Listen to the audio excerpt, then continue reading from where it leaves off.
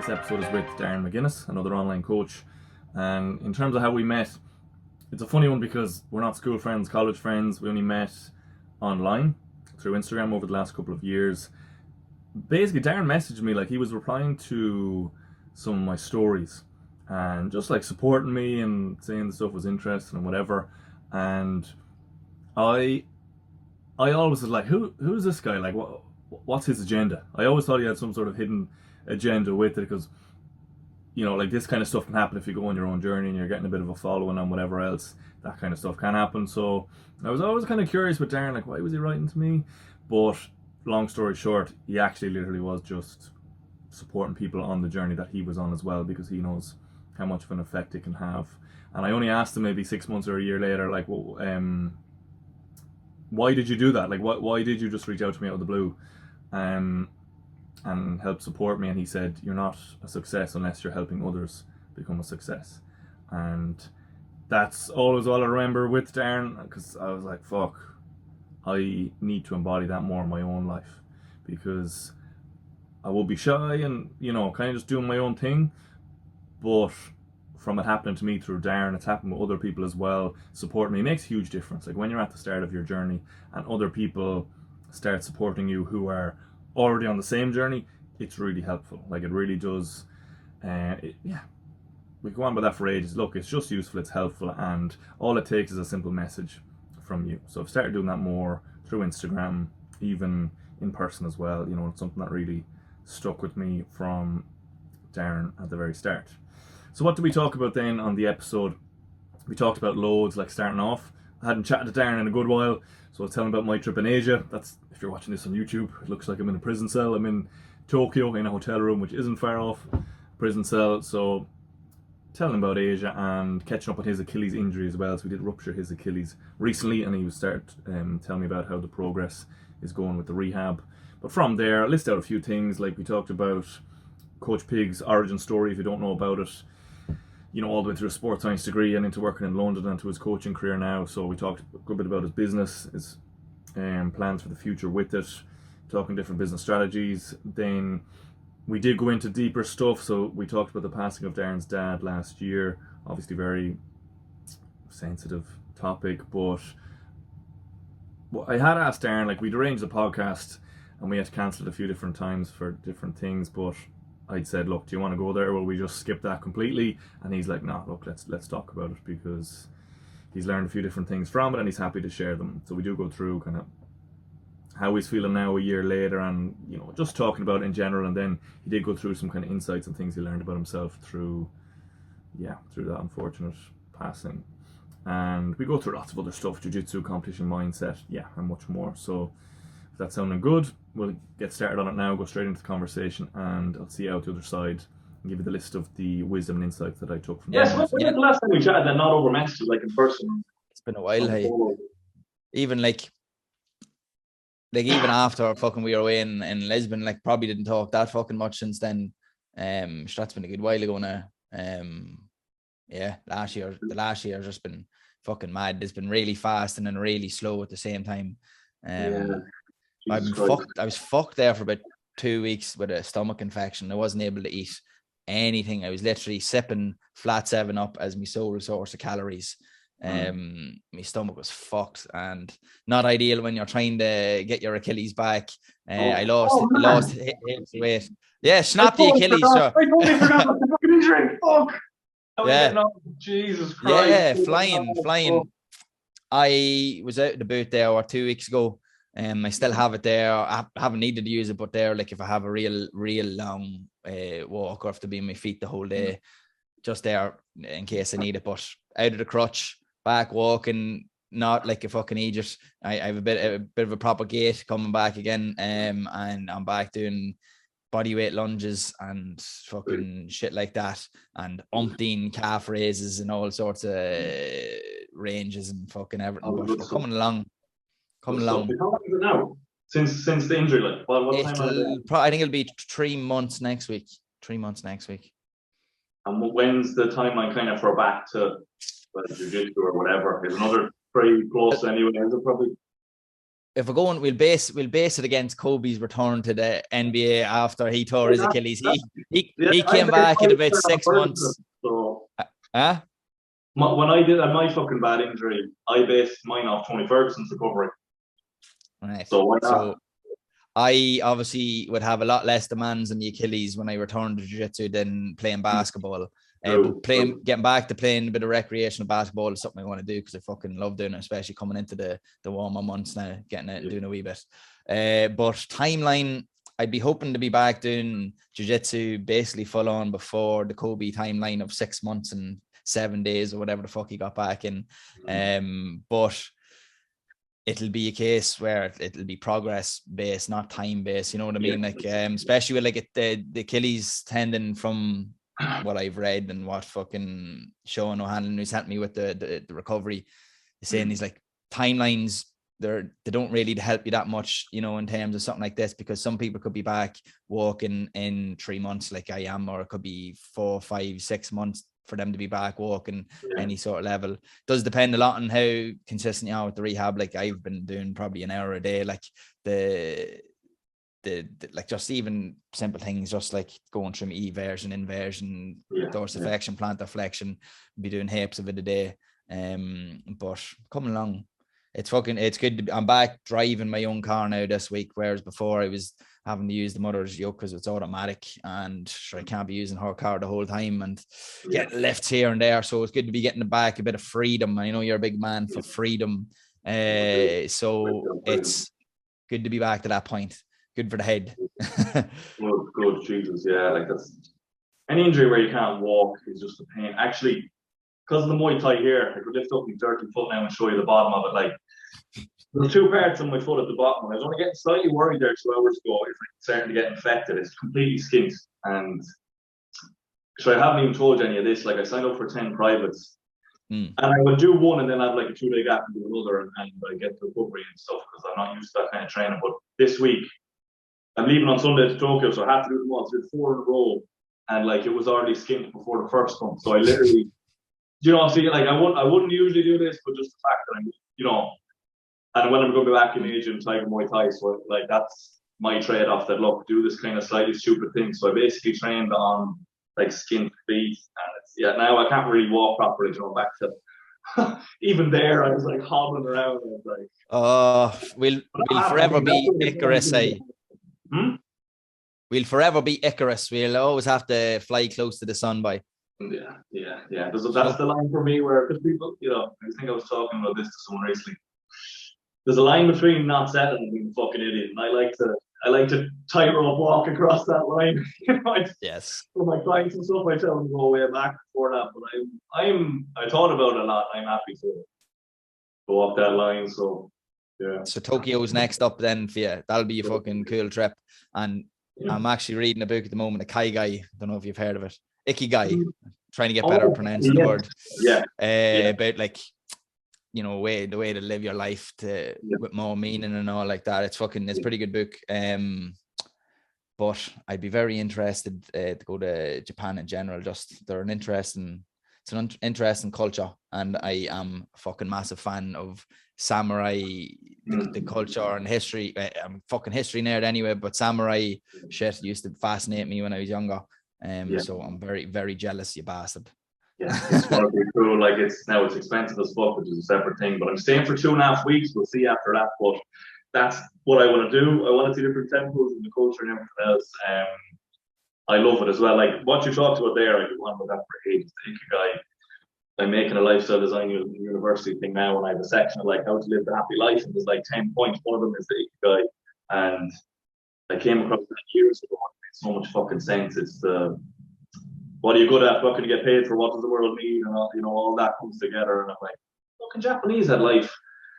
They had life sorted out long before us. But even I was chatting last night it's actually a friend here from college, Joe. We've rekindled our friendship. I didn't know he was here in Phuket, but he was asking about Jiu-Jitsu, and I was telling him the history, just like we were saying there, the history. I'm sure you probably know, like Jiu-Jitsu was the sport of the samurai. Do you know that? Like that's cool. That's where it's from, the samurai. When the swords were gone, Jiu-Jitsu is where it came from. Yeah. I I actually watch whenever you're fucking laid up with an injury and then a stomach infection, you end up watching loads of shite on YouTube, don't you? I went down some rabbit holes, the history of Jiu-Jitsu, and then I watched another one about judo then as well. Fucking fascinated me. I can't remember where the split between the two of them became or what came first. We probably watched the same two videos. Maybe it was the Jigoro Kano lad. He's like the founder of judo. But this is what I was telling to a friend. I watched these videos, I can't remember, like a year ago, but I remember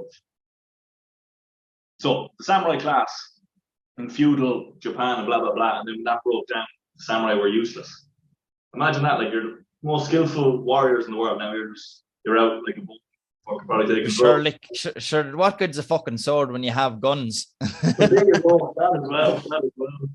It's a ball. I'm only after copying on why you're actually fascinated by that. There's a game on the laptop called Shogun Total War. Like it came out in the late 90s, and I was fascinated by playing with it. Playing it. I had to go over to my cousin's house to use his laptop or use his fucking desktop to play it, and it was all about just that period, just when gunpowder, people figured out how to use gunpowder for guns rather than just like fucking artillery and stuff, and fireworks. And that's why I'm fascinated by it. Completely tangent there, but it's weird. Yeah, it's so, man, we're probably similar on that. I go down with the weirdest rabbit holes on different things, but that's another thing. Like Ikigai, some other people say like things like flow state and all that, but that's the meaning of life too. I think it is part of it. Like if you can't follow things you're interested in. But I wanted to, did you see the video I sent you? I'm going to answer the questions now.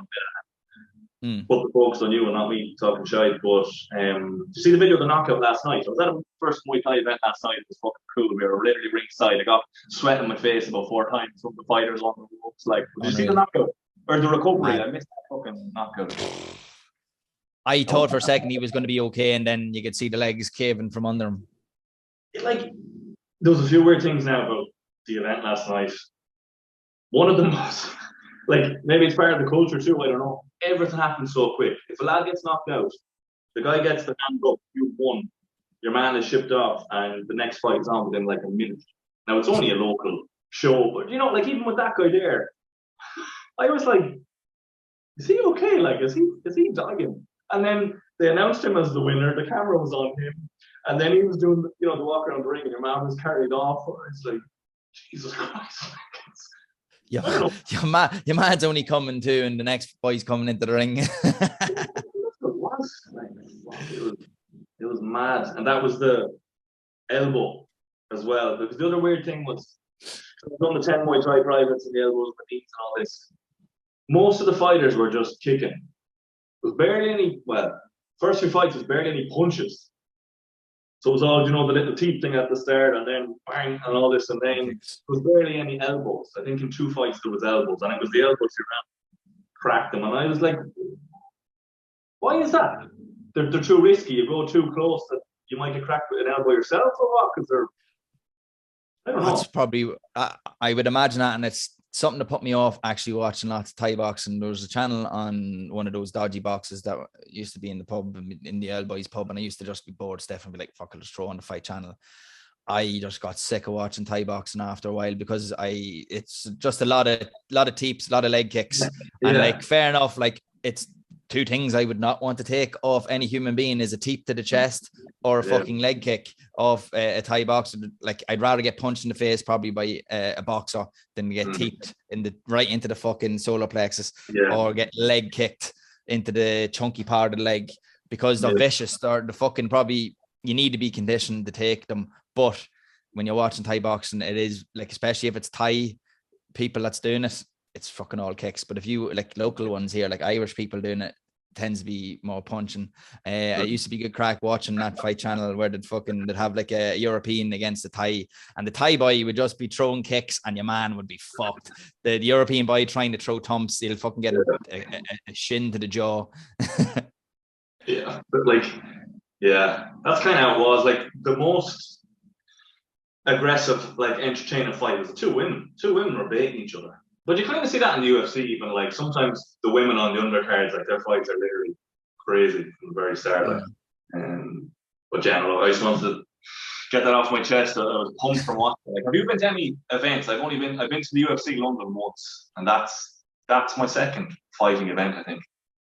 Yeah, Been to a couple of UFCs. I did UFC London. Been to a few boxing matches. Not been to much like MMA, kickboxing or anything like that. Yeah. But even I think there's something.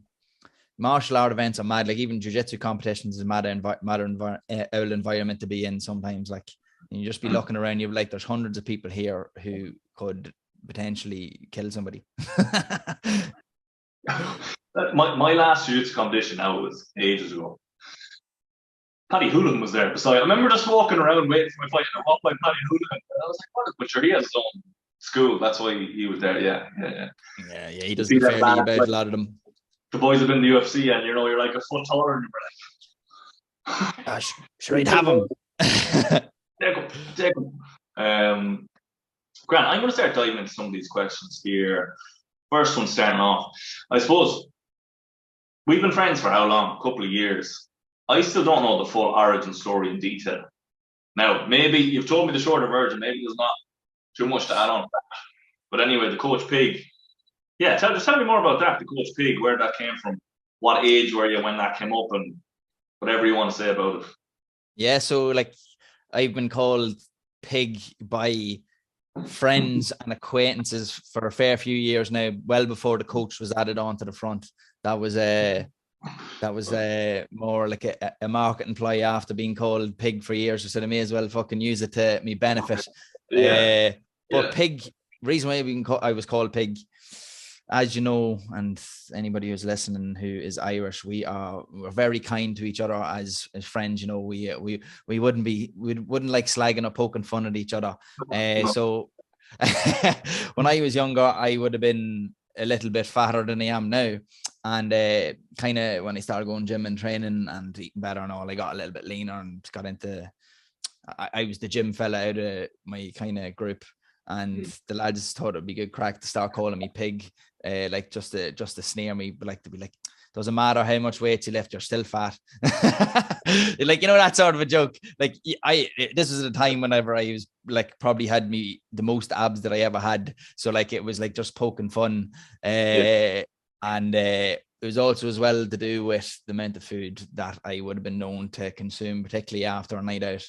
And there was one time when we went to the Marshes in Dundalk. It's a big shopping centre and a big food court there. And there's a Subway, there's a KFC, there's a Burger King there. Well, there was at the time. So I was like, right, should I go over to KFC? And I got one of those bargain buckets, you know, like 8 pieces, 4 fries, corn, gravy, the whole lot. So I sat there and polished it off. The boys were there like struggling to eat their wee like fucking mini fillet burger and chip or whatever the fuck they got. And so I was sitting there rubbing the belly. I was like, I might go to Subway. And I went over to Subway and got a wee foot-long, hearty Italian chicken, bacon, cheese. Brought it back over, shoved it into the gob. The boys just like looking at me like, what's going on? I will be too. That's a fair feed to choose. And one of the boys, Herty, he turned around to me. He's like, "You're a pig." No, you are the pig. You are the pig. And he started calling me Pig every time he saw me. Then after that, and then, you know, any people that I kind of got friendly with after that, he would be calling me Pig the whole time. They thought my nickname was actually Pig, and then that many people started calling me Pig and knew me by Pig that it was too late for me to ever try and do anything to change it. And if I got annoyed about it, I would be I'd just be getting fucking pissed off and pure depressed. So I embraced it and ran with it. And then when I started the coaching crack, I thought it'd be a good idea. You know, personal trainer who's called Pig is kind of an oxymoron or a contradiction. But because the fitness industry is a joke anyway, so I thought it'd be a great idea to make me name a joke. Yeah, but even like, because I don't do any nutrition points, but yours includes nutrition. So the fact that it's bridging the gap, I think. Do you know what I mean? Of like, people watch the Instagram folk. If we're included in that chat, I don't know what followers you have to be in the Instagram elite, but yeah, at least it's like, do you get what I'm saying? I say I've been fucked with injuries. That's what people are rating me. But the fact that you're calling yourself big, like, it's definitely way more relatable whatever. This guy, I keep seeing him on my YouTube ads. So the guy who's like, that's not how you get a six pack. This is how you do it. Cardio isn't the way. And he's like ripped the six pack. I don't know what it is, but he pops up on all my stuff. And I don't know why. It's like body type diet. That fella, is it? Yeah. He got done in lately. I don't know who. I think it was James Smith.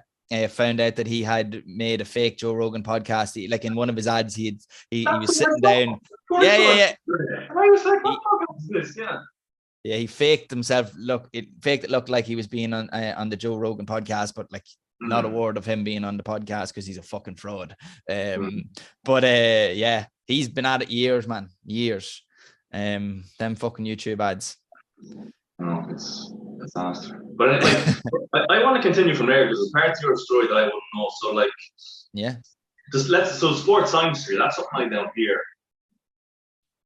Did you know that you were going to be an online coach or a coach maybe in general before you went to the sports science? Or was it after? Like, when did the CoachPig happen? Do you know what I mean? When did you actually start training people and all that? Because I actually don't know any of that. So interesting one. We'll take a wee step back, right? When I was putting my courses down in sixth year, I had music production down as my top three, like in different courses. So like be in the studio, you know, making the music or involved in the sound engineering side of it. That was what I wanted to do. And my I had sports science like somewhere lower down and like a couple of other sport courses. And my guidance counselor was like, here, there's not really that much like money or job opportunities in that business.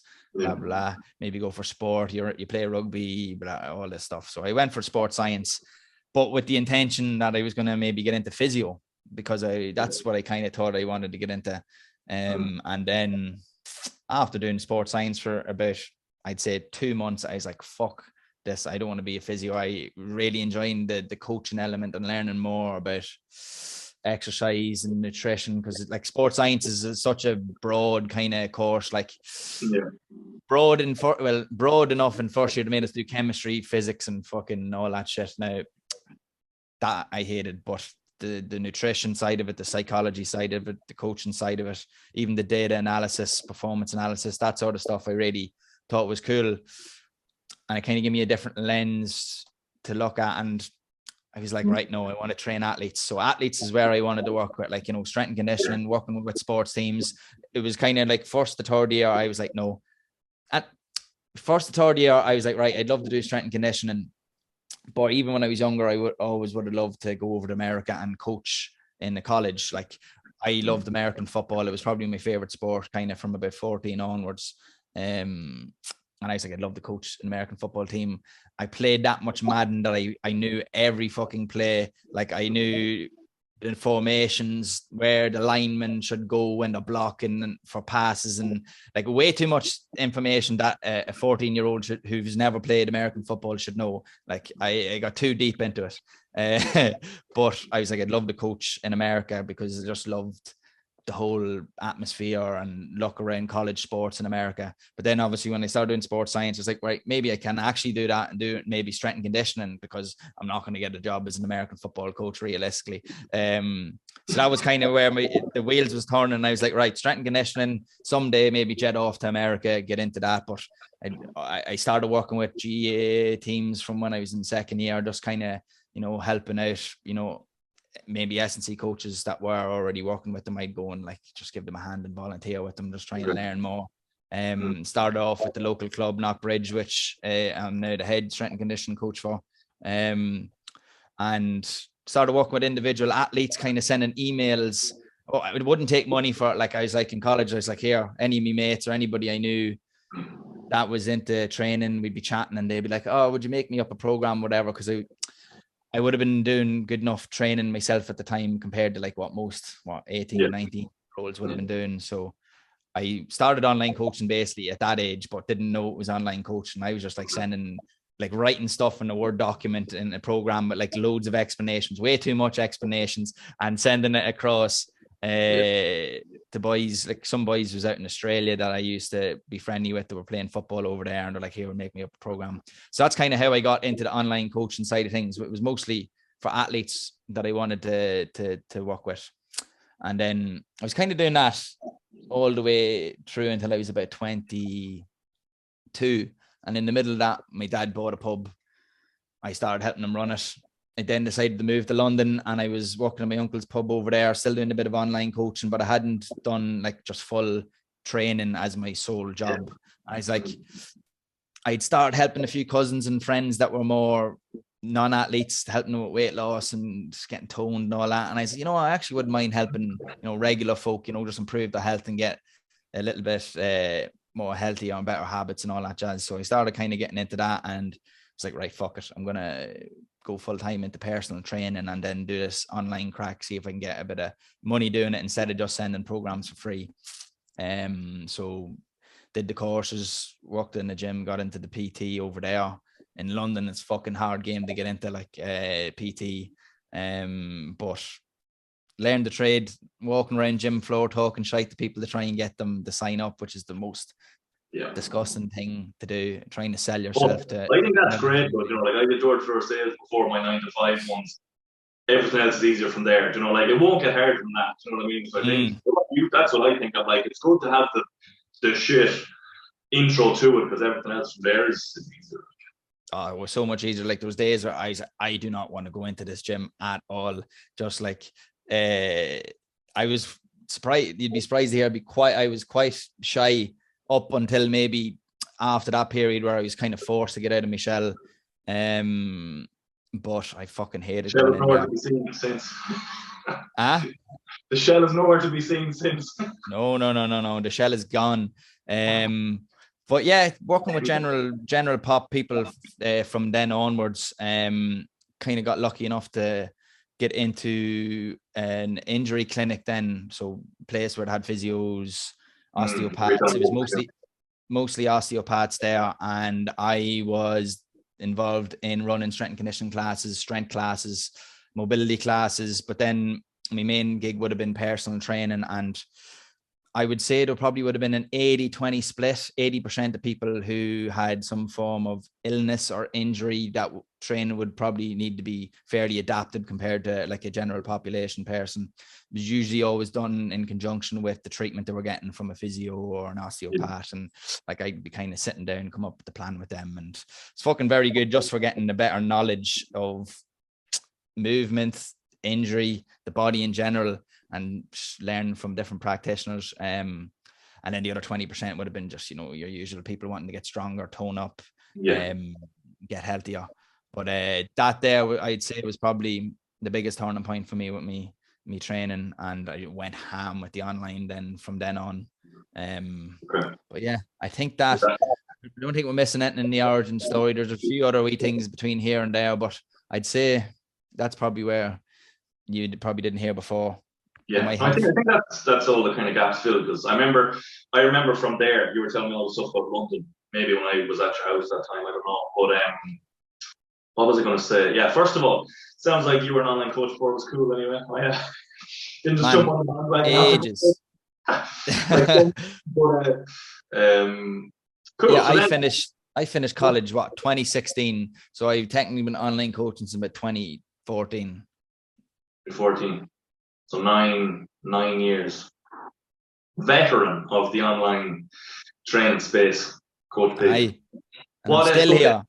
You're still, for a lot longer. That's where I want to go to now. That's what I was just going to ask, is like, so I'm always curious to ask people this, like so you can say what you do now, obviously, and where you're going. Or do you have, maybe you don't have much plans. Do you have like a 1-year plan or a 3 or a 10? Like people, some people are like, plans are stupid because you don't know. Other people have fucking 20-year plans. Like what's yours? So you can start with what you do now.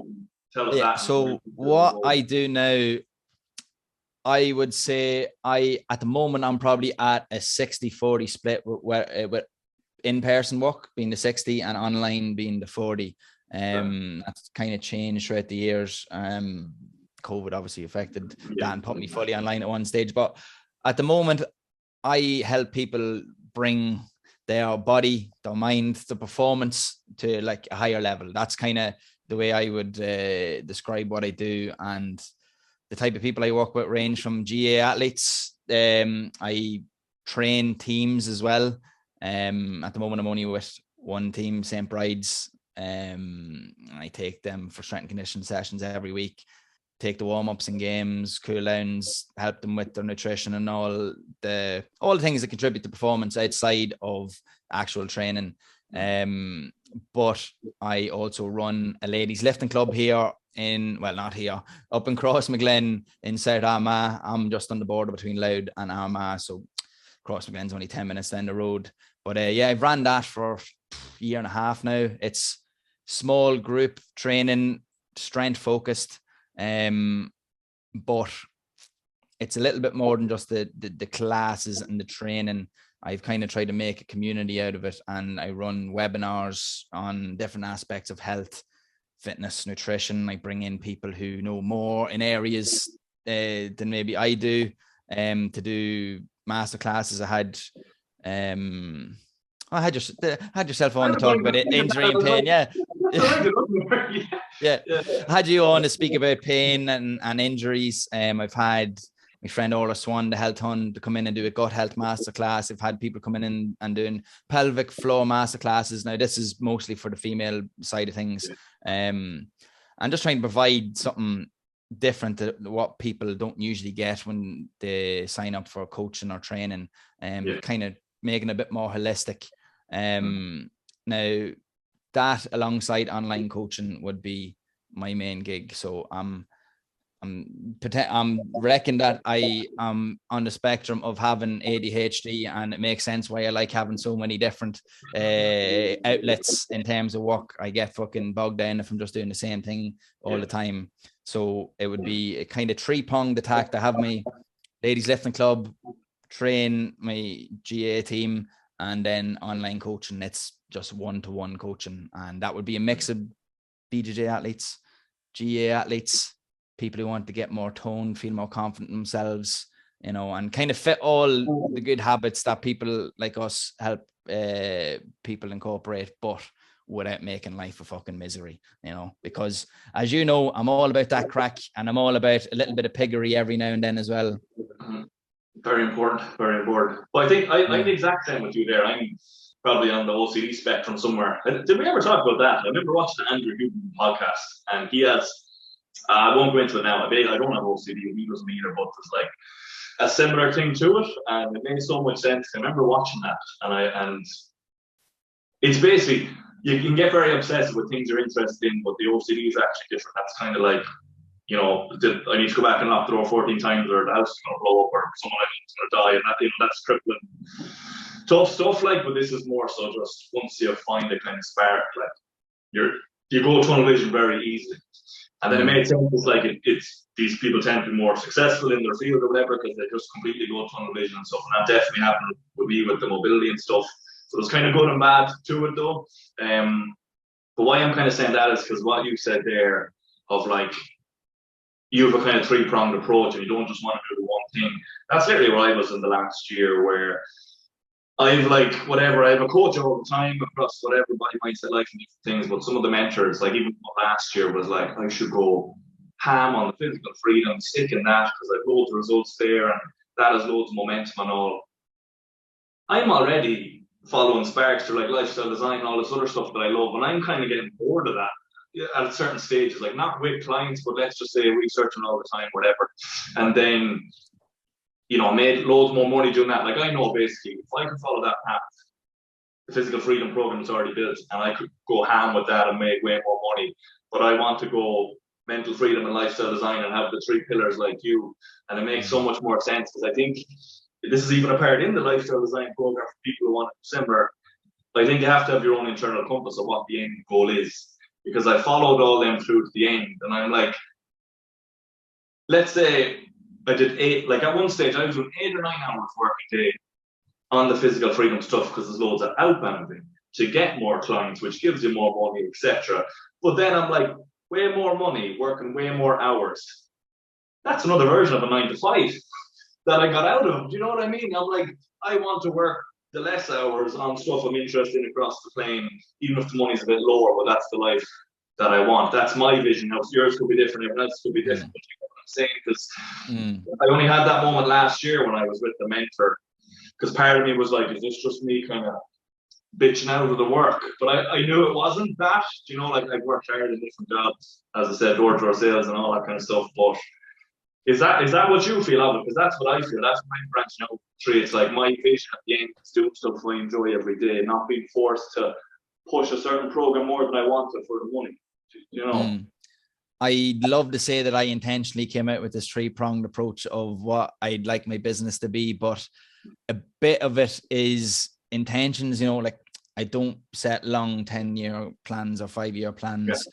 I do have, let's say, compasses or areas that, like, things that I want to walk towards, or areas of pursuit. Like I've loved sport and loved being involved in sport since I was 8. My dad coached the local team at 2 different stages. He coached 3 or 4 other GA teams. I followed him around and went to all the training sessions, went to all the games. You know, being involved in team environment is, I fucking love it. And in Jiu-Jitsu, which is my current sport now, there is a team environment, but it's not the same. It's not the same team dynamic because it is an individual sport. So I think that was just a natural thing to, like, I've been involved in coaching this team since I was 19, and I played with the team since I was 8, you know. Mightn't always be coaching the same team. They'll probably get fucking sick of listening to me now. We've been with them now 3 years in a row. They'll probably be sick of listening to me after this year. So maybe I'll go somewhere else. But having an involvement in a team sport, I think, is something I'll definitely be doing 5 years' time, maybe even longer. Then the ladies lifting club, that nearly came out of just the amount of females that come to me for coaching online or in person throughout the years, and the most success that I've had with any clients is tend to be females. Now, take away the athletic population, but with general population people, it's the females tend to have gotten the best results, even in areas like their relationship with food and their body image, things that I didn't intentionally try to help people with initially, but now I do make a conscious effort to help them with that. But that kind of grew out of the success those females had. And I think when it comes to in-person coaching, if you're only doing one-to-one, you have a real limit in terms of money. And as a business model, it's not the most ideal unless you're charging extraordinary amounts. And I just would never feel comfortable charging hundreds of euro for a PT session. So that's kind of where the lifting club came out of. And 6 people is the max I have in the class. That the small groups has been ingrained in me since in that osteopath clinic. They were like, if there's more than 6 people in the class, we're getting 2 coaches. They're like, we want good quality coaching. We want good quality of movement. You know, the people that come in, they could come in never having squatted before, and when they do a few weeks or a few months of this class, they will be better movers than people that go to the gym for the last 2 or 3 years. That's kind of the goal, as well as obviously progress with whatever goals they have, but the movement, because, you know, I'm a big believer in movement. Better movement quality, better strength is just going to help you in your life, your quality of life, your health long run. Not that that's a goal that most people come to me with, but I always want to leave them with that benefit as well as whatever goals. So the lifting club kind of grew out of that. It was definitely inspired by the strength classes I used to do in the osteo clinic, and seeing the benefit that maybe online one-to-one clients used to get out of things like coaching calls with me and me sending them resources to go and learn their own. The webinars kind of grew out of that as a way to provide that for the groups of women that were coming to train with me in the gym. And now, because I have the online ladies lifting club, which is an extension of what we do in the gym, to be able to provide that for them, you know, because when you're going one-to-one, there is a slight limit to how many people you can have. And I think the biggest thing overall for the 3-pronged approach with all 3 of those, I'm trying to have an impact on somebody's life or a group of people's life. And with the ladies lifting club, getting into the webinars, I think was a way to be able to bring that for the stuff outside of training to a whole variety of people. And I still do the one-to-one because I do believe it is my best way of helping somebody, no matter what it is they want to work on. You know, if it is mind, body, and performance, one-to-one coaching. There's nothing like having one person dedicated to helping you every step of the way, and just even there to give you the little bits of guidance and reassurance in the days where you feel like you're going the wrong direction. Yeah, that's I have the exact same opinion on that. Even the last mentor wanted me to drop the one-to-one to scale and make more money. And, he's a business mentor, fair enough. That is the better business advice. But as I said, my lens for everything is I'm doing it for the younger Mark. So what would younger Mark need? And he needed the arm around the shoulder, the coaching, the guidance. Because that's what I did get. That's what got me the physical freedom back. It wasn't the template online, So I'm the same. No matter whatever, how big we get and all that kind of stuff, I'll always have a section of one-to-one clients, even if it's 15, 20 or whatever. That's my long-term goal as well at the moment. And I suppose then if you're thinking long-term, yeah, you asked about the vision then going forward. I would say, and I know you're going to probably ask me about this at some stage anyway, but after the last year, I've been taking more days as they come, taking it one day at a time a lot more in the last year and a bit than I ever had. I would have been a big man for plans and long-term visions, but to be honest, the last year, it's been a bit more like taking things as I see it and kind of build from there. Like my one-to-one client base online is a bit of quarter is what it was whenever I was in London. Not that like I'm annoyed or anything like that, but it's just not something I push because head's been in other areas. But in saying that, I would probably say the last year and a half is probably the worst quality of work that I've put in, but I've also probably had my most success in terms of these boys are fucking flying. They're fit. They're making progress year on year. I've been rehired for the third year in a row. I'm getting paid more money than I was the last 2 years.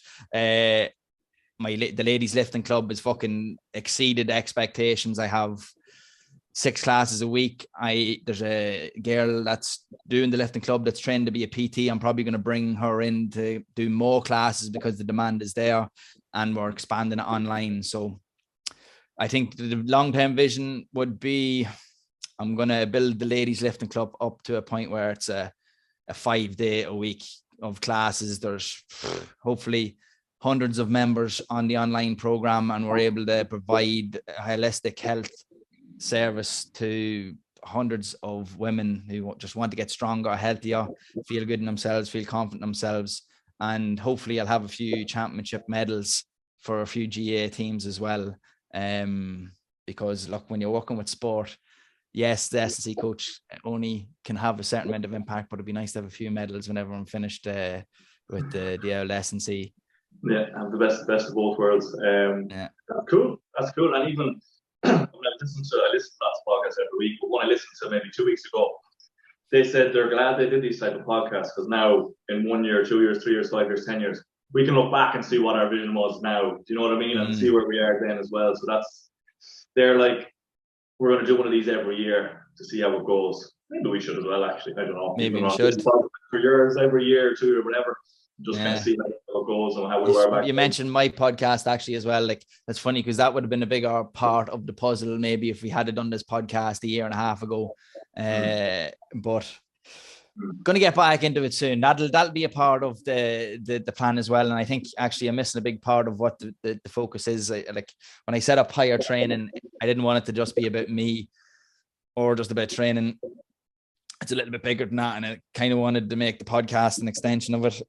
Going to be hopefully getting into creating some merch very soon, and not like just fucking t-shirts to say the name on the back or have the logo, but like clothes that you would actually wear to the gym regardless of whether you know me or you're getting coached by me. Like so mad to have a wee creative outlet as well. Like maybe I thought podcasting would have been the main part of it, but might be seeing me trying a few different things here or there business wise, because again, I need a variety of stimulation. This brain needs it.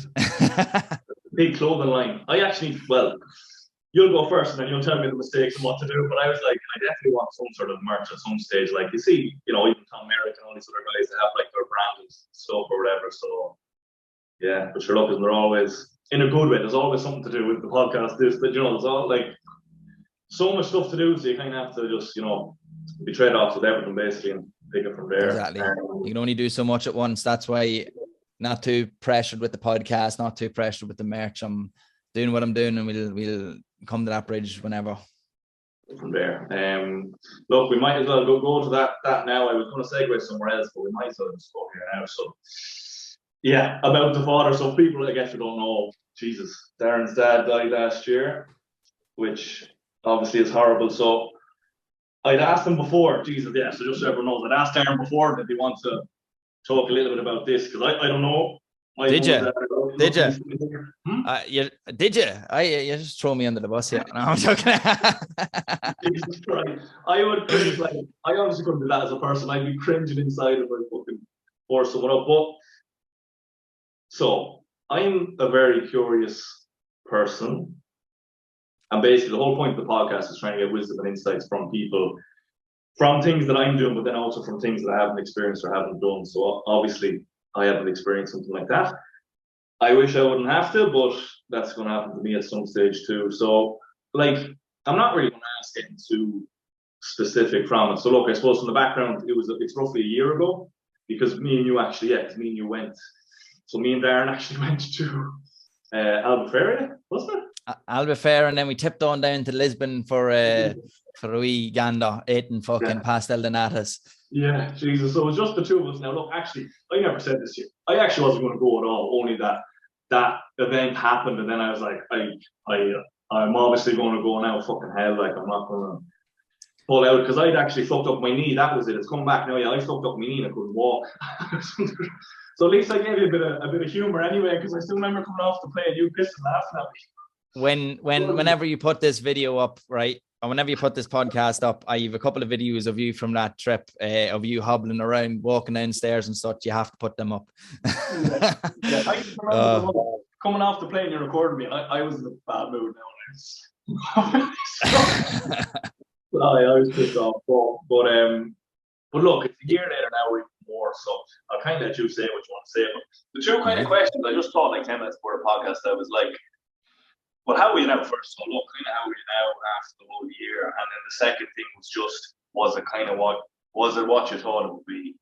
You know, we all can have. So look, I'll remind you of that. But look, how are you now? It's the first one. Yeah. I'll come around to that. Well, I'd say if anybody's listening to this who's lost someone close to them, father, parent, partner, brother, friend, whatever, like, there's fucking days where I'm feeling like 100% and you'd swear nothing was happening, he was still here. And then there's days where it's like I'm just after hearing that he's after passing away. Like, it does depend on the day. Like I was saying to you the other day that like the last few weeks have been rough. So it's about a year and 3 or 4 weeks now since they passed away. What was it, 23rd of March? And look, there's a lot of, everybody's going to be different in how to deal with grief and how it happens, and you know, your relationship with the person. But I would say I'm probably a lot better now than I thought I would be at this stage, because like there was days where I was just like getting to the end of the day with the help of Mary Jane a lot of the time. There was days where like things that I fucking love doing, I just no interest in doing, work being one of them. You know, and yeah, it's an interesting one. Like, I think it's very hard to say whether I'm all right, because I could hear a song later on and then I could be fucking bawling going down the road, you know. So it's a strange L1, but in terms of what did I expect? Well, first of all, I didn't expect to be this age when it happened. And I'd say that's probably why it has been so hard, is like, it was pretty much a shock. Like, just to give a bit more context, my father was 60. He died of complications from a stroke. So he basically, I was getting up to go, and our football team, Brides, was playing on the Sunday. He would have been at the game. I was about to leave to go take the warm up, and got a call from my mum to say Dad had a stroke. So I went to the house, and so he was in the hospital from the Sunday and he passed away on the Wednesday. Yeah.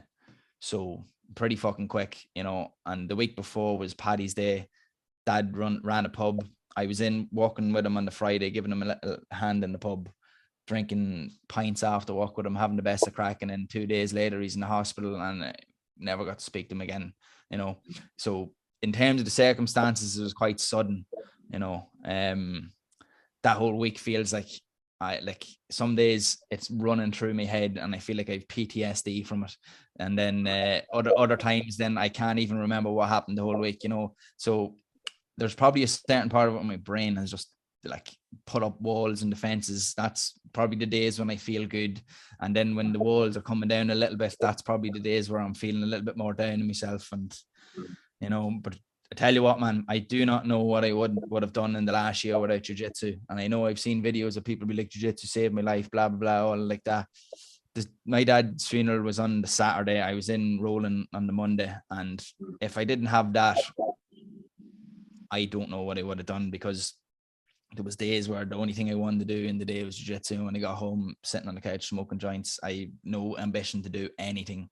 And like for context as well, I do enjoy a joint every now and then, but you know, smoking from day start to day end is not good. Any substance that long, you know, and that's the kind of pit where I was in at one stage.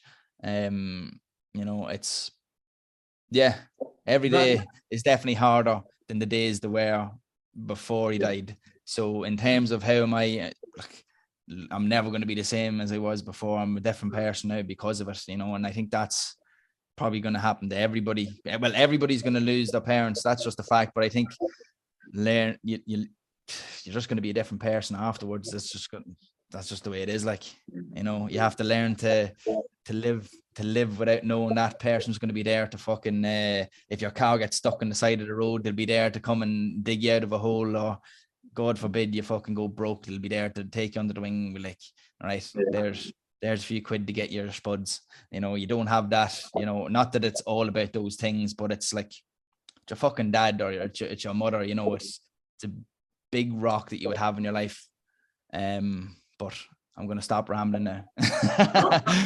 Look, it's, you know, my mind is kind of just, I don't know, designed in a way where whatever people say to me, like, there's like a filter for like insights, or like, what's kind of this, what, you know, just the curiosity thing. And like, one or two things I'm hearing there from that, because that's what I'm going to ask, but you've kind of already said them, just like, you know, insights or things you've learned from that. But obviously one of them seems to be that jiu-jitsu is a great outlet. Like, you know, in terms of psychology, and some mentor groups have had access to psychotherapists giving us training to different things, but like, in bad times, they say we all soothe in our own way, you know, and this is where, like, one of yours would obviously be weed there, you know, like, a lot of people's thinking, you know, this is what I used to think, because I would have judgmental parts and be like, oh, doing weed or drinking, my version is just training. Does that make me a better person? No, like, we all, do you know what I mean? We all have our different ways of soothing. I'm sure drink isn't mine, but do you know what I'm saying? So obviously the weed was probably maybe one of your ways to help soothe. But the jiu-jitsu seems to be a massive one as well. You know, a more healthy one, maybe, way of soothing. But that makes a lot of sense, because I do jiu-jitsu too. But I've seen the stories, even Tom Hardy was one of the big names who said that jiu-jitsu saved his life and all that. But it's such a healthy form of letting out aggression. But it's like, would you agree with that? Like, that at least through that experience you learn in terms of your own ways to soothe yourself or look after your mental health, whatever I want to put it, that jiu-jitsu is actually probably one of the best outlets. I'm kind of just repeating back what I feel you've said to me, but you can add to it.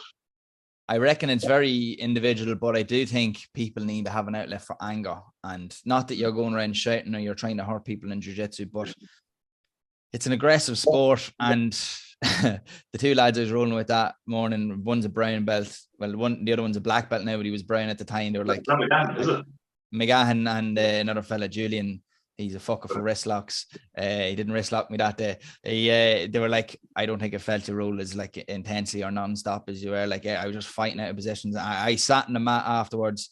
I wasn't even like, I felt emotional, but not in a sense that I was about to cry. I felt like my whole body was just like shaking, and I was like, fuck. But lay in the mat, breathe for a while, and it probably gave me the little push I needed to get through the rest of the day, you know.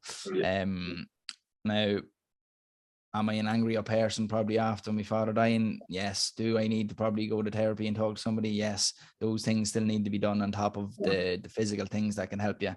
Am I avoiding booking in that first session? Yes. Will I do it soon? Hopefully. Yes, we'll just, you know, hold you accountable to it. All in time. But there's loads of little insights and things I've learned about myself. And, you know, I think I've come to respect and gain a different perspective of my father since he passed, because we all have our relationships and the things, like me and my father would have butted heads a lot. We would have been angry at each other a lot, pretty similar. I never would have realized, I would have said we're not similar people, but now like I can just see bits of him coming at me the whole time, and I'm like, oh, fuck's sake. I said I'd never turn into him, but I am him, but I just probably avoided those parts, or avoided seeing the parts of me that was similar to him. But yeah, it's mad. It's definitely, you definitely learn from it. Yeah. You know. Yeah, I don't know. We'll move on. We'll move on to the happier stuff now with all these other questions. Thanks for going through that. Jesus. Honest to God, I was getting emotional there. Part of it, like, biting. This one looks so silly. It's starting to that. I'm soft as shy. Anyway, so, anyway. And just I think it's very important to be said, because it's definitely something that I will never forget, is the fact that yourself and Cian came down for the funeral. And it's little moments like that. And probably a side thing that I've taken away from the whole last year is that I am a lot more particular with who I spend my time with, and I think I'm appreciating the people around me who've been there with me and kept, like, try to keep me right the whole way through, like whether it's fucking helping with Dad, or I've had a big breakup in the last year as well, and then this fucking Achilles rupture as well. So I've had a few wee things trying to cut me down, but I've had good people around me, and I'm it's helped me see how important they are. And yeah, grateful for them, and you're a good chap, tell you that. Don't know about the Keen fella, he's still a bollocks. It's exact same in the intro part. I'm going to be saying a bit about you, which probably gets it here near the end. But look, exact same. I'm for the whole don't settle thing. If there's a man in the last year and a half that's embodying the whole don't settle attitude, I think we know who it is. So anyway, look, we'll move on now. We're going to start the waterworks, but yeah, the segue. So I was actually going to segue into this now before the dad obviously kind of came up, and I was like, look, you're probably feeling you just want to get it over with anyway. I can't there anyway. So look, it was the competition mindset. So you brought up Jiu-Jitsu, and I was actually going to go into that because I love analysing people and getting their insights. Like I was saying, I've watched so much documentaries, you know, the Michael Jordan one, like all these other ones. Oh, your last competition, like you won double gold in the white belt competition. I've done single gold. Don't big me up that much. You said single? No, single. I only won the gi. I didn't win the no gi. I was like, did you identify as a woman who went to the women's division too? So I was like, what the not yet, but it's in the works. But still, winning the gold medal. Like I've competed, I don't know how many times, 3 or 4. I've won the whole, like, you know. So, but it's not easy. Jesus, the nerves and everything else there. So that's what I was curious about, like insights into your mindset into competition. You know, how did you manage it? Like, yeah, you can kind of go where you want with it. Like, yeah, in terms of the competition mindset, it's obviously nerves and all this sort of stuff. Like, are you more like you just do things naturally, seem to work, or had you like Google kind of mindset stuff in your past that you used? Do you know what I mean? Like, how did you handle the whole thing? Well, I think having the experience of doing 3 competitions before, that definitely helped. And I think a certain level of competency at competing in some variety is definitely a big help. You know, if you've not played sport when you're younger, you're probably going to find it harder in that competition environment. Then going from team sports into individual is completely different. It's a completely different element. The first time I competed, felt like I'd never done anything like this before, you know. And I think that had a lot to do with it. And I would be quite a reflective person anyway, but I purposely reflected a good bit after those competitions about like how I could maybe do it better. Because the big battle that I would always find when rugby would have been the sport that I would have played most underage. And the thing I always found hardest was flirting between pumping myself up and then being calm. Yeah. And I think I always went too much into the pumping myself up kind of side of things and doing things to motivate myself. Now, and in the last competition in particular, I would be more about kind of managing my emotions and managing my arousal level. I would probably put it like, you know, trying not to get too amped up or too pumped up before. It wastes energy. It wastes energy doing that. Particularly when you think of a jiu-jitsu competition, it could be over 45 minutes you compete, doing all your matches. It could be over 2 hours. In that case, I competed gi and no gi, so it was over 6 hours, I think it was. So like I had the big spikes and then, you know, drop offs. If you are trying to maintain a level of like high motivation, of high pumped up, you're gonna be fucked after the second or third match. Yeah. Maybe you might get that arousal level to maintain for your semi-final and final in the first in your gi, but then when you go to no gi, you're fucked. You're absolutely toast. You know, your adrenaline is not going to spike up that much anymore because it's been like at a serious level all day, and then therefore your fatigue levels are going to start popping up and you're going to make bad decisions. You're going to get brain fog and all that shit. So the last time my focus was just staying calm. You know, I knew I'd be getting pretty emotional because it was the first competitive thing I'd done since dad, you know, and it was the first thing that I built up. The first thing I built up to, the first goal, the first thing I had kind of trained for since dad. So I knew if I let it, the motion and the arousal would be at all-time peaks. And it was coming into that final, man, into the final of the game, man. I was crying before, like holding back tears before it, and I was just like breathing, focusing on my breathing, and I was just like, Pops is with me. It's all right. I don't need to get pumped up for it.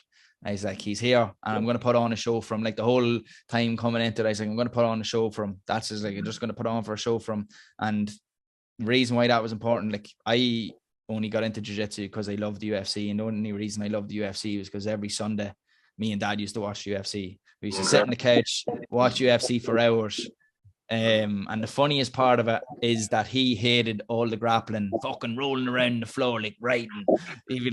He hated it. And I used to hate, he used to try and fast forward it. And I'd be like, you fucking bastard. Like, this is like OG UFC back in the tournament days, you know, back no weight classes. We watched it from then.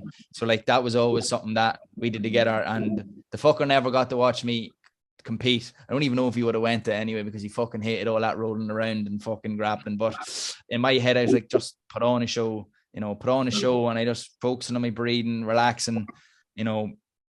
When I'm meditating, I'm trying to either listen for the sounds around or some sort of tactile thing, you know. So I was like, just breathe, focus on that breath, feel it go in, feel it go out, and just repeating that myself, put on a show, you know. Because realistically, I had done jiu-jitsu for 3.5 years. I had plenty of experience at the role, and like there was nothing I was going to be able to tell myself in my head that's going to revolutionize how I'm going to go and compete. So it's just about managing my headspace so that I can make better decisions and I'm not fucking gassed out, you know. And yes, there was probably a certain amount of luck that goes into any win, and I definitely maybe got lucky in the draw I got or whatever. But I held on by 2 points, I think, and your man almost had me back, and I just stopped him from taking me back for the last like 40 seconds and got the win. And I was absolutely chuffed. But then as soon as that was over, get my breath in order, start refueling, and we'll actually get on to the fueling side of things in a wee second, because I think that's an important thing to touch on, because I think most people who do jiu-jitsu competitions are fucking idiots the way that they approach the fueling side of things in terms of food and fluids and electrolytes. But then it was like, right, I need to go and down regulate my nervous system, bring everything back then, because when you win something, there's a big fucking peak, massive peak. And like, not that I wasn't going to go and celebrate it that night, but that's not the time to celebrate. You go and relax, you know. So I was literally lying on the floor, meditating, eyes closed, listening to tunes. And then I was like, right, I'm going to go around and watch my teammates compete and cheer them on. Try and not get too emotionally invested into their matches, because that will spike your adrenaline as well. And then when it came to the no-gi, apart from getting flipped on my head by a Moldovan wrestler who shouldn't have been in my division, it went really well, and I fucking dominated in the rest of the matches. You know, I fucking love stand-up wrestling. I need to do more of it, but I really enjoyed it. I didn't get into the knockout because one of my wins was a walkover, which I think grappling industry is an absolute joke, because they have that rule. If you have walkovers, it still should count the same as a win, because I only lost one, whereas somebody else lost one, but they got through because one of my wins was a right. Didn't know that. So technically one of the boys I bet ended up getting through, you know, which doesn't make any sense. Now, the Moldovan wrestler probably still would have flipped me in my head again and put me in a guillotine again. But look, at least I might have tried something different against them. But yeah, I think the biggest thing for me was you need to know, like, if you have done your preparation, accept you've done your preparation, there's nothing else you can do. You don't need to overdo it. You don't need to be fucking training double time in the week or two before, which I see a lot of jiu-jitsu lads do, to try and increase the training like 2 weeks before. Waste of time, too late. It's the opposite. Then you should be nearly tapering back.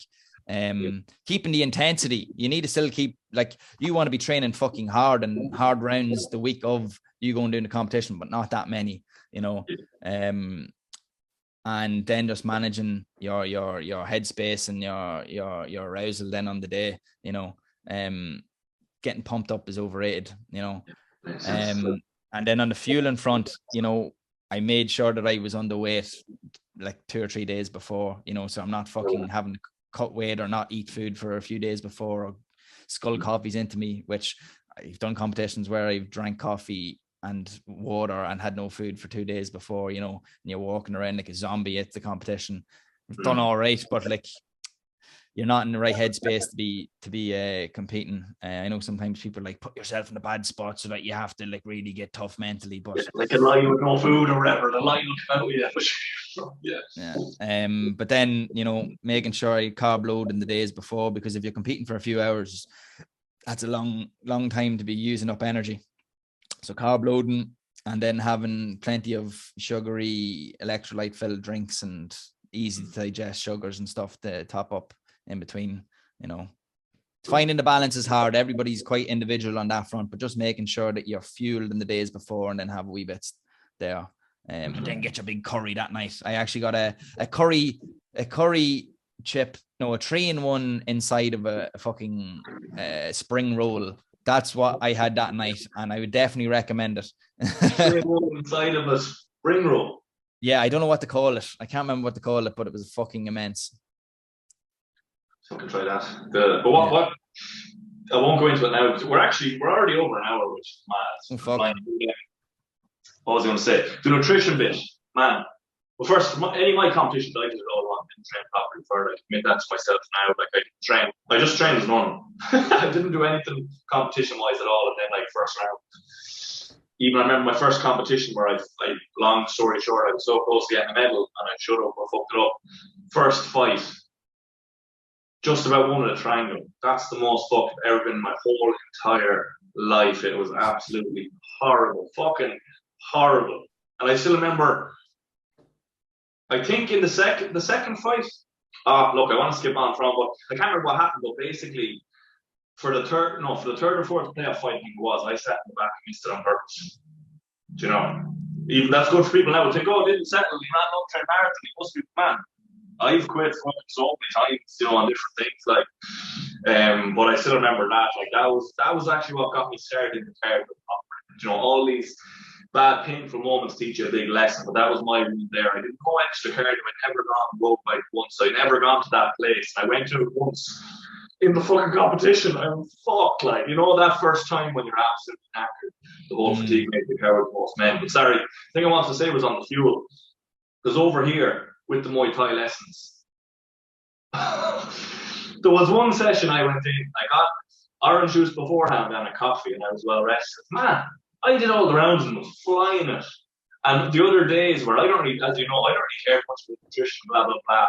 And I noticed a massive drop off. And that was a big tick in my mind, like, holy fuck, am I leaving those little 5-10% on the table for everything I've been doing, one arm chin up, jiu-jitsu, and I had definitely had, you know what I mean? So when I go home now, I'm probably going to get a nutrition coach for 3 months or something, because I know this about it, you know what I mean? But as they're saying there, like, what would you think? How much do you think that gave you on the day? You know, was the nutrition the difference between that moment where you were fucked up when I give it up, but you had, like, I know it's hard to know, quantify it, like, on a rough thing, what percent would you say, Dave? I know it won't be accurate. Well, I think the longer it went on, so let's say the no-gi rounds, like, I felt fucking class for the no-gi rounds. Like, I like to take that into consideration. Like, if you do a competition, 5 minutes is very long when you're competing and you don't have massive experience with it. It's completely different sort of level of intensity than rolling. Even if you roll really intensely, it's a different level. Somebody's out there trying to break your arm or to flip you across the ring or to try and choke you out. You know, there's no friends out there. So I had to do 6 matches to win the gi. So I done 6 5-minute rounds, about an hour and a half, 2 hours. Then I had to do another 4.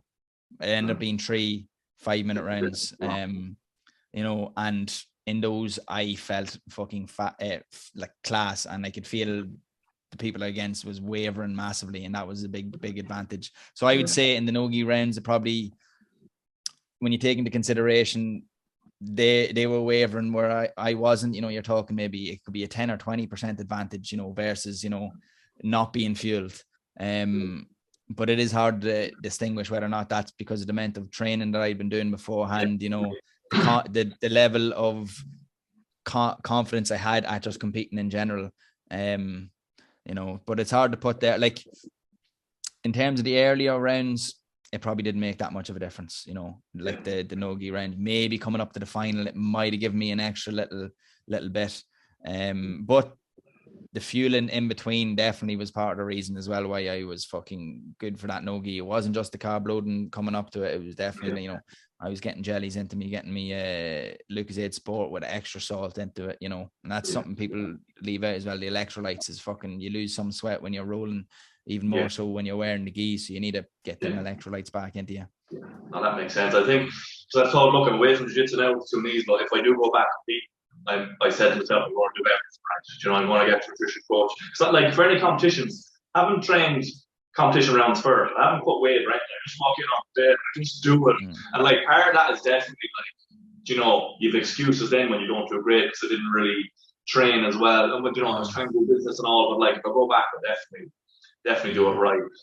Well, as somebody who has snapped an arm from doing competitions, after that happens, you start taking all the little 1% a wee bit more serious, because you are putting yourself into a highly dangerous position, like compared to what normal human beings put yourself into. So you should do the things to put yourself in the best position to at least not hurt yourself, or even more so in my eyes is to put yourself in the best position to succeed, you know what I mean? You know, or a better position. You're not going to be able to go for perfect, but you can do better than what you did in the last competition. And that's kind of, if you're looking at the mindset across competitions, like learn something from the last competition, even if it's just something about how you prepared for it or what you did on the day, you know, like there's small little things, and everybody's going to be individual, like even like things with like warm-ups before a football match, you know, you could standardize them, but half the people mightn't get as much out of it, the other half will. Having your own wee unique bits that you do before and after, like can make a big difference. Yeah, it's like I still remember some of the most important lessons that I definitely worked on were all my losses in competition. One guy at one competition didn't know what it was. Now that's one of my main things. I learned this shirt after. I was like, what the hell did he just do? You know, like I couldn't stop him because I didn't know what it was. And then someone else, the first one about the cardio, that's when I started doing more cardio. And then another guy, when he rear naked choked me and I was trying to defend it, do you know the tip of pulling your elbow backwards and it crushes your fucking esophagus, basically? Because all I do is I just knew the choke, but he went choke and I was fighting it, and then he yanked the elbow back. Like, fuck me, I tapped straight away and it was sore for about a week. And this, you know, I had that thing, so like it's the painful ones where you lose that ingrained, at least for me, that ingrains. Like I learned that lesson instantly, and then I go and add it to my own game. 2 lessons I definitely learned. If somebody gets your arm fully locked out and you don't have a good understanding of how to escape arm bars, just fucking tap. Because that meant fuck all training for me for a few months after snapping a wee part of the bone just in the corner. Is it okay now? Does it still affect you now, or is it okay? No, not a bit. I would say, if anything, I'm actually stronger on my upper body now. I can do more pull-ups. I can bench more. I recently hit 100 kilo bench, which I haven't done since I was fucking 19. And yeah, like injuring the Achilles has given me a chance to work on some of the stuff that I maybe was neglecting. Love it. Yeah, and then the other lesson I learned is that a cross collar choke is not a real choke, and you shouldn't fucking tap to it, because I got tapped by a cross collar choke. Not the competition I won recently, but the last competition I did before that, I got tapped by a cross collar choke. Now it was a combination of fatigue and just kind of getting caught like unawares. The greatest say something different. One of the greatest competitors of all time. That was one of his main pitches. So yeah. What do you mean you shouldn't get tapped by it? You know, Do you not think it's a good submission? Like, because I have this ingrained in my brain from McGahan, Andrew McGahan. He fucking made like our head coach Sebastian. He trains people mostly out of Newry, and I would usually only train Dundalk, but it's the same club. But he happened to come down the Tuesday after that competition, and he's like, "Oh, this is the boy that got tapped by a cross collar choke. It's not even a real choke, so it's ingrained in my brain." I get you. Yeah, no, it is a real choke. Look, any fucking thing that somebody taps that is a real submission. Yeah. Proofs in the pudding.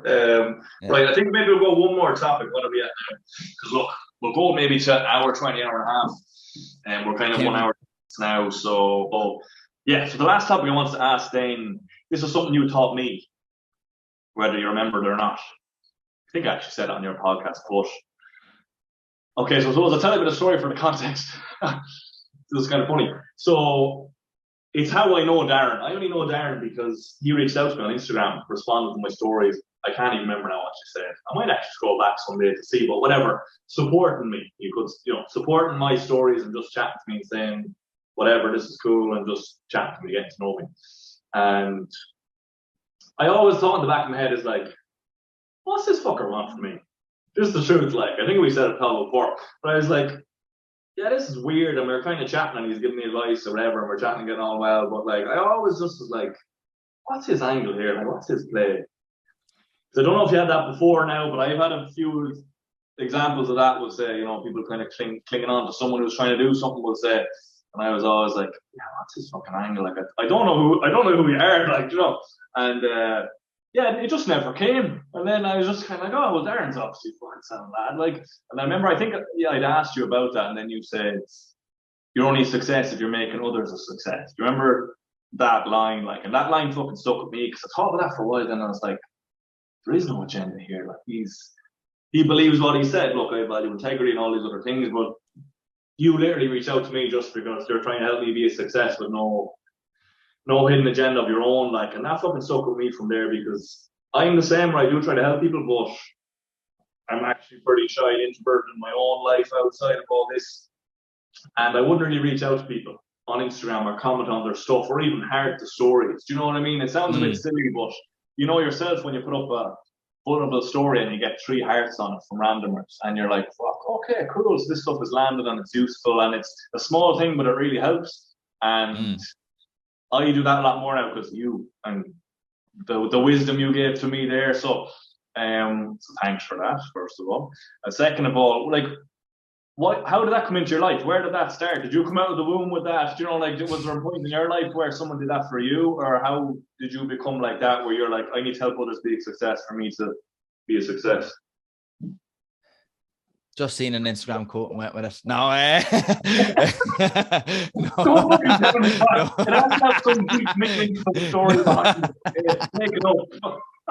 Make it up. No, I wouldn't have gotten into the gym only for my cousin Sean and my cousin Aidan. I can't remember which was probably my cousin Aidan first. Kind of took me under the wing and took me to the gym and shared whatever knowledge they had learned, even if it wasn't what I would call the best knowledge now. But like, we have a lot more fucking ways of gaining knowledge about training and exercise now. But only for them, I wouldn't have really got into the gym. I wouldn't have started really loving the gym. Like, my cousins used to go to Felda here in Dundalk a few times a week. Paul, whose gym I train out of now, is his younger brother. He would have trained with him as well, and we would have went and we'd be doing pure bodybuilding style training. But that was when I first fucking loved it. And he would have been telling me all about drop sets, forced reps, all the variety of exercises, what you should do with your diet, supplements, all that crack. Only through that sharing of knowledge, I wouldn't have kind of bought into the training. I wouldn't have got the results. I wouldn't have enjoyed it as much. And I suppose from then on, and I kept learning from more and more different people. And, if you have that mindset of, which a lot of people do, which is, I'm going to keep all this information here, I'm going to keep it here so that nobody else is going to be able to do what I do, or, get to my level. It's that kind of scarcity mindset, look, it, especially when it comes to information or training, like, you're not that fucking revolutionary. Like, there's nothing like that. You're not gonna, somebody isn't going to be able to find somewhere else anyway. But it's only through the sharing of information and knowledge and stories that human beings have evolved to where we are fucking now, you know. So if you don't do that, you know, you're basically keeping the human fucking race down, mate. No, but like, it's true. Like, there's probably other examples that I can't really remember, but that would have been the biggest things. Like, if fucking somebody helping me along and giving me the knowledge to help, like, boost me along.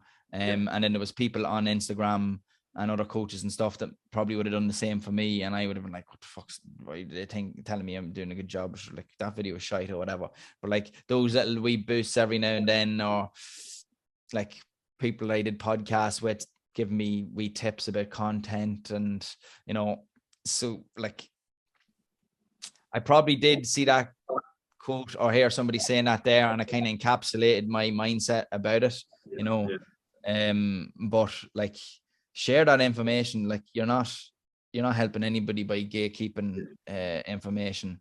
And it doesn't take very much to fucking tell somebody, particularly if you're learning from them or you enjoy what they're putting out there, which I was with your initial stuff, like, as raw as it was. No, I'm not a fan. I've unfollowed you. But I was learning. I was like being exposed to maybe stuff I wouldn't have heard as much because you were deep down the FRC rabbit hole at that stage. So I was being exposed a little bits as well. And I obviously, the wee individual touches you were adding there was entertaining. So like, saying here, that's good, blah, blah, blah. Here's something that I'm doing, like, that I've learned from somebody else that like might help you come along. Like, I don't do it as often now because I'm probably a lot busier, but I also think there's a certain point of it as well that I was maybe giving too much of myself, and that comes back, you know, the business thing is, it's all right giving a bit of yourself out, but you want to get paid for the fucking time you're going out there. So like, I'm not going around looking at hundreds of people's Instagrams and commenting underneath it, and telling them a good job. But the few people that I really like their stuff, I have reached out to, contact them, been like, here, I like your shit, blah, blah, blah. Sometimes you share information. Sometimes you do podcasts together, and like myself and yourself, we've done each other's podcasts, we've done webinars together. Like, you know, it's only good for both of us. It's only good for everybody, our clients as a whole, and to share that information. And you learn more from doing that anyway. Like, you just gain small, unique, different perspectives, because I'm a firm believer everybody has something unique to add to your knowledge or your life. Yeah. Not to add to that. I think I just reached out to you so that if you ever the podcast one day that you would ask me onto it. That's the real reason why, you know, you've got to the end game now. I had on the guests, I had Roy Keane, I think I Jordan Peterson, you were number 3, so they didn't get back to me, so look, I had to go for now anyway. So that's it. We'll dive into some quick fire questions. Look, if they go into longer, fair enough, but you know, we'll try and keep them kind of brief. So these are ones I'm always interested in when I hear different podcasts doing them. You kind of pick up some nuggets quick enough. So here, first one, what have you learned in the last 2 years that excites you the most? Anything at all here? Like, is there anything pops into your head?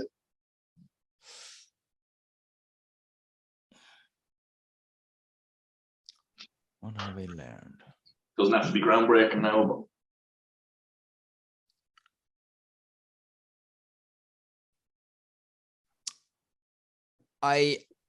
I'd say, I don't know if it's learned or kind of further reinforced in my brain, that in terms of coaching exercise,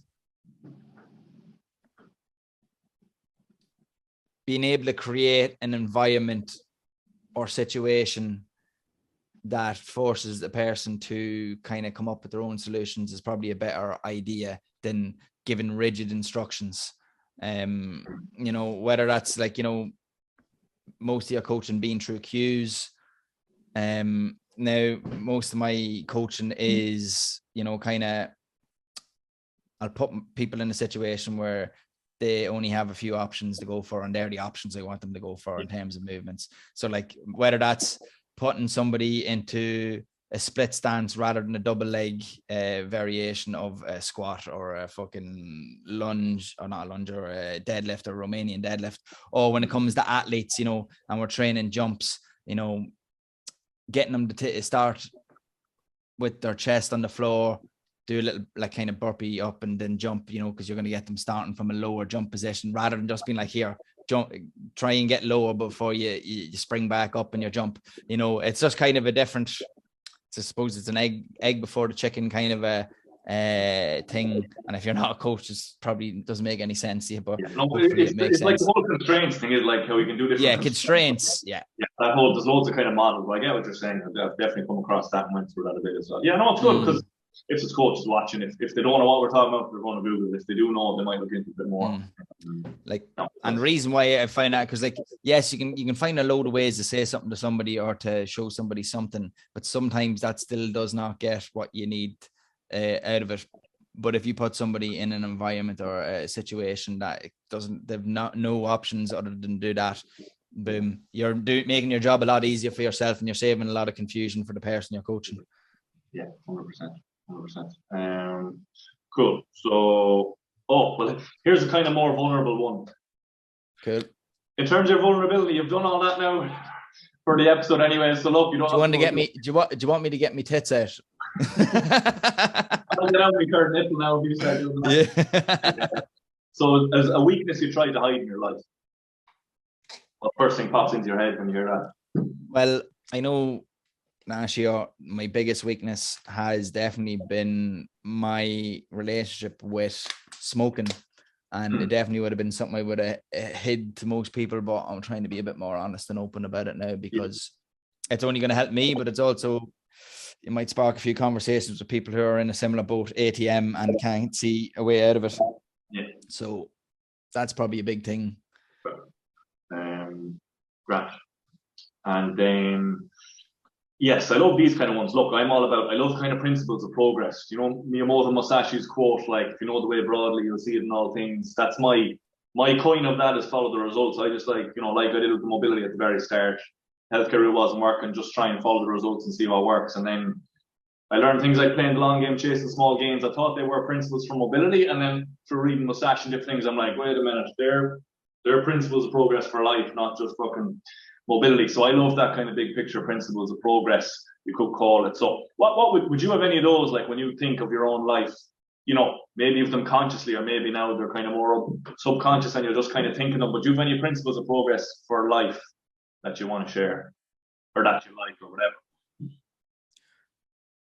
Well, you mentioned it there, but big picture thinking would be the lens that I would try and see the world more often than not, and try, I suppose, progress, like in terms of progress, that would be a big thing as well, because I think we can get bogged down when we have really specific goals that if we do not, like, let's say with a deadlift, we want to put on 20 kilos in the deadlift, maybe we get 2.5 kilos away from that deadlift, but there's a whole load of other things that you're after improving, gaining from that experience of getting to that point, that when you don't have a big picture perspective, that just is pure failure, black and white. Whereas when you look at things with a big picture perspective, you can see, right, I have added 17.5 kilos onto my deadlift, you know, which is fucking really good. Just because I'm not at the exact number I said, should I not still take a little bit of buzz from that? I'm also after fucking doing really good habits for the last little while, and probably health markers and overall strength markers are probably all up as well.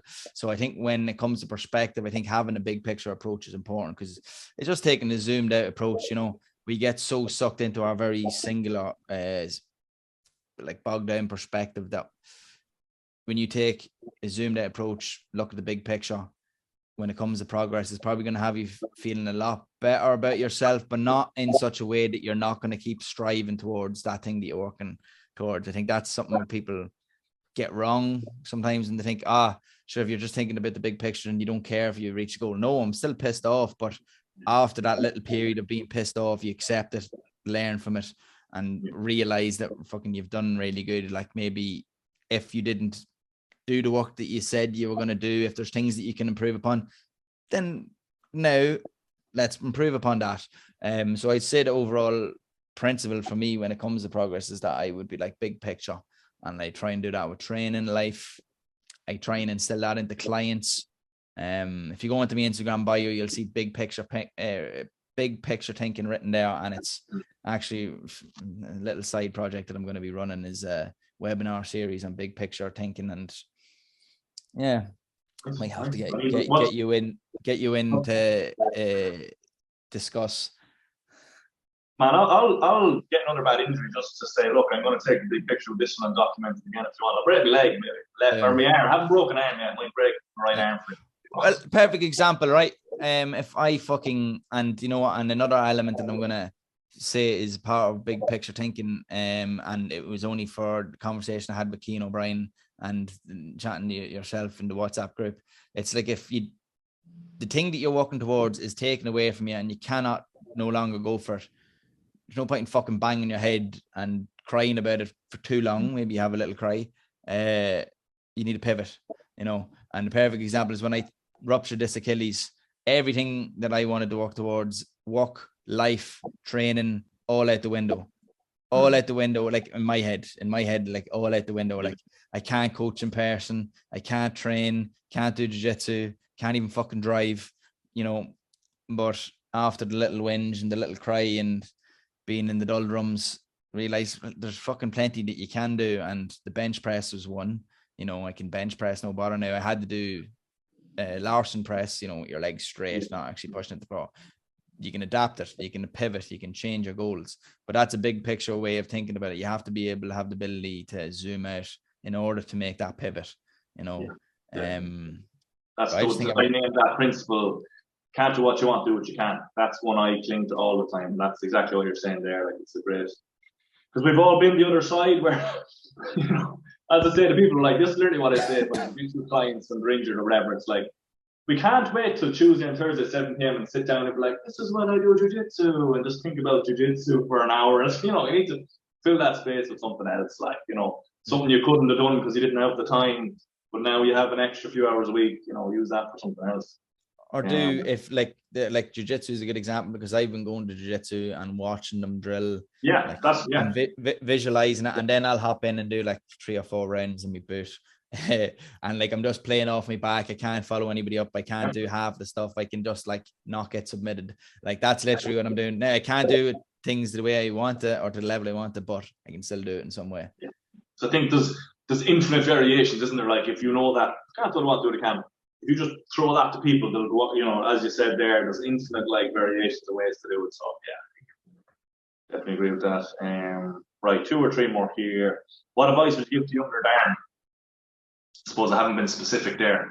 Teenage Darren, let's say, I don't know. Anywhere from 12 to 15, whatever you think, whatever pops into your head. Younger Darren, what would you tell him now if he was here beside you? Anything else seems like just unimportant other than spend more time with your father. That'll be the only thing. And as much as he annoys you, realize he actually does, he cares a whole lot about you, and he's not just being an arsehole.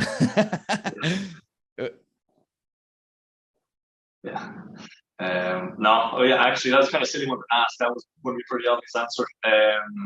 Let me see. Oh yes, we'll finish with these 2. So you watch or listen to Diary of a CEO, that podcast. So do you know the thing he does? I love listening to those ones. Do you know the last guest asks the question and the future guest has to answer, and that rolls on and on and on. So I've done that for the first guest. So his question was, if you have 12 hours left to live, what are you doing? 12 hours left to live.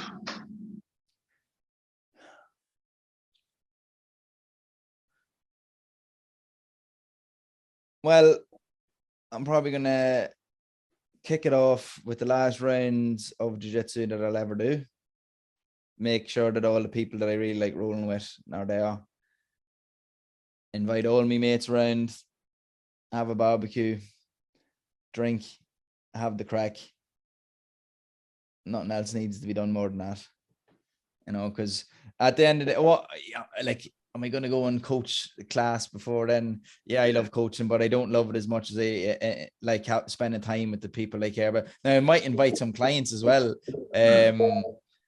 But yeah, there's, apart from having a good time with all the people I care about, probably jiu-jitsu is the only other thing that I would make sure that I incorporate there. Has to have good tunes. Whoever's the DJ has to be playing good tunes though. And if I am barbecuing and it turns out shite, then I better get an extra 12 hours. I'm going to say, look, if you have to DJ and it was shit, so look, there'll be no tomorrow anyways, fuck it. Yeah. So then, this is your chance now. What question do you want to leave for the next guest? You can ask something very awkward or whatever you want, as funny as you want.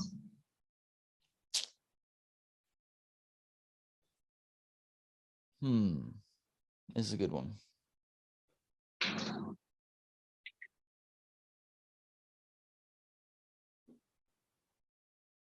What? Now, do I have to answer this if I ask this question, or do you have to answer this? Just ruined the crack there. That's what I'm going to do now going forward. I can't lie. I need to work on that. Like, my integrity there is like half the truth. That's what I'm doing at the end. So go on. You had it in mind. Ask it anyway, then you answer. I only tell them. What are you most insecure about? I suppose we nearly kind of asked that one, did we? What was a weakness you tried to hide in your life? Well, look, if anything else pops up, I'll ask that to the next person. It's a good one. Say it again. Sorry, what was an insecurity in your life? What's your biggest insecurity? What's your biggest insecurity? Throw out something if you want, but I know you kind of answered that anyway with the weed. No, I would be like I wouldn't say I'm most insecure about that. Or sorry, but you know what I mean. You know, like yeah. I'd be thinking like, weakness you'd be trying to hide that could be a little bit different maybe than insecurity. Like yes, you're right. You're right. Actually. Yeah. What would I be insecure about? You know what? As much that I'm a big man of, and I suppose it does depend on where my headspace is at. I would still be a little bit insecure about my level of leanness sometimes, but it depends on the day and my headspace, particularly in the last few months, because I haven't been as active. It's probably creeping up a little bit more. And, my identity as being this active person, gym person, has been challenged a little bit. It's been creeping up. But yeah, I suppose insecure about how I look, because I suppose as PTs, we still have that little, or anybody involved in health, we have a little bit more pressure on us to look a certain way. Usually I'm quite good at telling that to go fuck itself, but same in anything, whenever there's tough things going on in life, those wee things will creep themselves up again. Yeah, makes sense. I think usually it's where our insecurities are that our passions come from. Like saying with all of us lectures, everyone's insecurity is in their passion in some way. Like I'll leave you with this thing. You know Alex Hormozy, I'm sure everyone probably knows at this stage, but was it he? I think he was on someone's podcast. Must have been doing the rounds lately, but he was going through the three biggest traits of successful people. Now, this was hyper successful people though. So look, I don't even want to be in that category. We'll say a billionaire, blah, blah, blah. But there were number one, sorry, I can't remember the full three. One of them was crippling insecurity. That's what drives them. So it's something I think it was crippling insecurity, superiority complex, and impulse control. That was it actually. But, it's just going to show that the hyper successful, we can be drove by the dark side or kind of brought towards the light, like your values or fear, but they're largely still driven by their insecurity. Do you know what I mean? Maybe if your insecurity, instead of being 5-10% through doing a bit of work, whatever, if that was 90%, sure, you'd be working a lot more. You'd probably be shredded. Do you see what I'm saying? So it's a funny thing indeed when you kind of think about that. Well, I would definitely say there's a lot of people in the fitness industry who are extremely driven by insecurity. They base the whole business across it as well and feed into people's insecurities, the bastards. But we're a couple of the good ones, I'd like to think. Yeah. No, that's it now. What are we on? Hour 35. I think we'll leave it there. Boom. Yeah, well, that's it. That was the episode with Darren McGuinness. Great chat. Hope you enjoyed it. The few takeaways that I had, usually if I'm listening to a podcast or audiobook, I make sure I take away a few bits of insight from it. Usually 3, so that's what I've done here. I think I had maybe 8 or 9 kind of little takeaways, but the top 3 for me was perspective, who you're spending the time with, and then the sharing of information. So we'll go through these briefly before we finish. On the perspective, so obviously that was around his dad. Now look, I'm big on parts of the stoicism and like imagining life from your deathbed and what would you regret. That's clearly obviously what happens when someone you love does pass, and he's got that insight now of better perspective for life, to be honest. Like he says, what did he say? Yeah, he sees the similar parts in his dad now, but not before. You know, he kind of just avoided them, and he can see kind of how similar they were. And that, look, when parents give out to you, they still love you. All these things that like you'd hear, you know, you hear this over and over again, but when you go through it, that's when the lesson's really ingrained from you. So look, it's up to us. If we can get to that level of really putting that stuff into practice rather than waiting until it happens to us. Second one then, very interesting one about being a lot more particular with who you spend your time with. So I definitely have done that the last 7 years.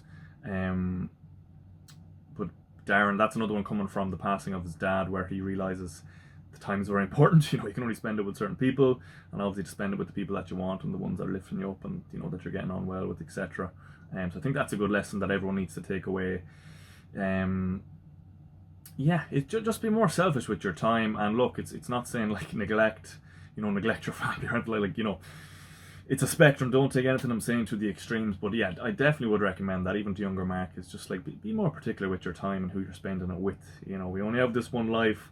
Don't be spending it with someone because you think you have to, or because you knew them from when you're younger or whatever. Just be selfish. Just do what you want to do, and spend the time with who you want to. And the last one then was the sharing of information. So that was a very interesting one, because that's the bit I gave at the start about Darren, that he was, you know, showing me the value of helping others and bringing others up, making them a success. And the line he said, it's only through the sharing of information, knowledge and stories that human beings have evolved to where we are now. There you go. Which is very true. So that's the lessons from Mother Nature. Like, that's how the human species have got here. We want to keep adding our own little bit of progress to it. We need to just keep sharing information. Like as he says, you aren't helping anyone by gatekeeping it. It's win-win by sharing it, and it doesn't take much to help people or tell them new things. You know, so that's the gift he passed to me, and as he says, that's how the human race evolved. I love all evolutionary biology as well, so that point really hit me with the way he described it. So yeah, there's the 3 big takeaways from it. Hopefully you enjoyed it, and